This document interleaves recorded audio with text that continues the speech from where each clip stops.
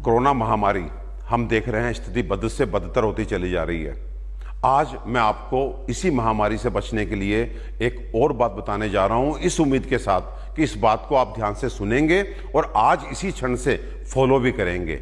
और ये जो बातें मैं आपको बताता हूं, ये मैं अपने क्लिनिकल एक्सपीरियंस से बताता हूं, अपने एनालिसिस से बताता हूं। ये सुबह 7 से 9 जो मैं आपको जगाने के लिए सड़कों पे उतरता हूं, उसके बाद सुबह 9 से शाम 5 बजे तक हम कोरोना के पेशेंट्स देख रहे हैं, कोरोना के suspected patients as well as corona के कंफर्म्ड पेशेंट, और उनको भगवान की दया से अच्छे से ट्रीटमेंट कर रहे हैं। और आज जो बात मैं आपसे शेयर करना चाहता हूं वो ये कि आज ये वायरस हमारे एयर में फैल चुका है, क्योंकि 80% लोग ऐसे हैं जो नहीं जानते कि वो कोरोना पॉजिटिव हैं, उनको सिम्टम नहीं है, लेकिन वो कोरोना के पोटेंशियल एक तरह से कैरियर्स हैं। वो बिना मास्क लगाए सड़क पे घूम रहे हैं और उनके मुंह से निकले हुए वायरस के छोटे छोटे पार्टिकल वो एरोसोल के रूप में हमारे एयर में हैं। तो इसलिए अगर इस अज्ञात शत्रु से आपने बचना है तो आज आपका भगवान आपके मंदिर में मास्क के रूप में प्रतिष्ठित होना चाहिए,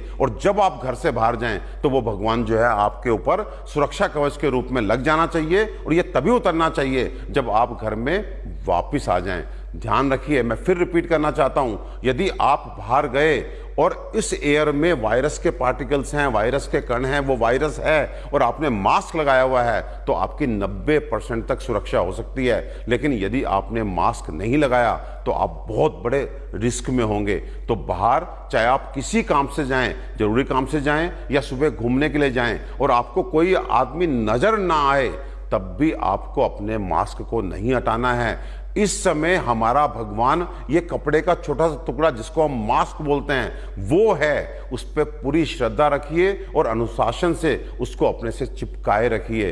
अगर आपने इसके साथ जरा सी भी असावधानी की या इसको लगाने में जरा सा भी आपने आलस दिखाया तो आपको बहुत बड़ा भुगतान भुगतना पड़ेगा।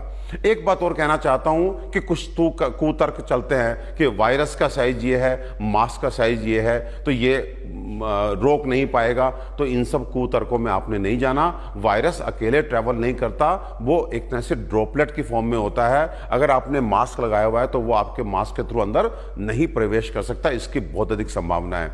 साथ में आप रुमाल बांधते हैं मास्क के रूप में, तो उसमें भी एक बहुत एहतियात आपको बरतनी है, क्योंकि अक्सर हम रुमाल बांध करके 1 घंटा बाहर जाते हैं, कुछ सब्जी खरीदते हैं, दूध खरीदते हैं, दवा खरीदते हैं, फिर घर लौट के आते हैं और आकर के जो है अपने रुमाल को अपनी जेब में डाल लेते हैं। उसके बाद फिर उसी रुमाल को निकाल करके आप जब दोबारा बाहर जाते हैं तो जो बाहर का हिस्सा होता है उसको आप अंदर बांध लेते हैं। जानते हैं, ये करके आप सीधे वायरस, बैक्टीरिया या डस्ट के वो पार्टिकल जो आपके शरीर के लिए अच्छे नहीं थे, वो आपने पहले बाहर उसको चिपकाया और अगली बार उसी बाहर की सरफेस को आपने अंदर करके सीधे उनको अपने मुंह के थ्रू और नाक के थ्रू शरीर में प्रवेश दे दिया। तो ऐसा ना करें। जो मेरी बहनें चुन्नी लपेटती हैं या जो मेरे भाई अंगोछा लपेटते हैं वो भी संभल जाएं, क्योंकि अंगोछा और चुन्नी में ये संभव ही नहीं है कि आप डिफ्रेंशिएट कर सकें कि पहले कौन सा हिस्सा बाहर था, कौन सा अंदर था। देखिए, ये महामारी अभी कुछ महीने और चलनी है, तो इसलिए आप मास्क की आदत डाल लीजिए,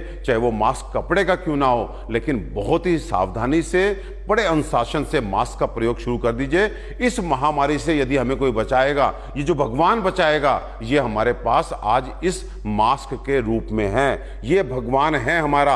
आज जान लीजिए, ये मास्क आपका भगवान है। इस भगवान के साथ बिल्कुल भी अनुशासनहीनता नहीं करना, नहीं तो इसकी बहुत भारी कीमत हमें चुकानी पड़ेगी। वायरस हवा में है। आज आपको चिकित्सक नहीं बोलेंगे, आज आपको हो सकता है मीडिया ना बोले, सरकार भी ना बोले, क्योंकि आप पैनिक हो जाएंगे। मुझे ऐसा लगता है कि आपको सही बात बताना मेरी ड्यूटी है, लेकिन साथ ही साथ आपको बताने के साथ मैं आपको उसका उपाय भी बता रहा हूं कि एयर में वायरस है, लेकिन आपने मास्क लगाया तो आपका कुछ नहीं बिगड़ेगा। लेकिन यदि मैं ये कहूं कि अभी कुछ नहीं मालूम है और आप मास्क बिना निकलते हैं, तो शायद उसका हमें जो है खामियाजा भुगतना पड़ेगा। तो आपको ध्यान रखना है। दूसरी बात, एक नया शब्द हर्ड इम्यूनिटी सुनने को आ रहा है कि कुछ लोग, बड़े बड़े वैज्ञानिक आपसे कह रहे हैं कि बाहर जाइए, आप वायरस से एक्सपोज्ड होइए, आपकी बॉडी में एंटीबॉडीज बनेंगे, आपका सुरक्षा एक कवच बन जाएगा। इसे हर्ड इम्यूनिटी जो बोलते हैं कि हर्ड इम्यूनिटी डेवलप कर जाएगी।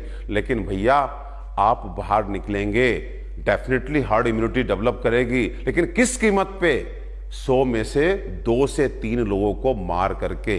यानी कि आप बाहर निकले और निकल करके, आप युवा हैं, आपको कुछ नहीं होगा, लेकिन आपके बड़े, आपके अपने माँ बाप, आपके अपने प्यारे नाना नानी, दादा दादी, आपके छोटे छोटे बच्चे, 2-2 महीने और 1 साल के बच्चे, अगर उनको हमने हार्ड इम्यूनिटी डेवलप करने के लिए बाहर निकाल दिया, तो आप समझिए कि हर 100 में से 3 लोगों को खो करके, 3 लोग कौन से? आपके अपने माँ बाप, आपके अपने भाई बहन, उनको खो करके अगर हार्ड इम्यूनिटी डेवलप की, तो ये बहुत महंगा सौदा है, तो इसे हम नहीं अफोर्ड कर सकते।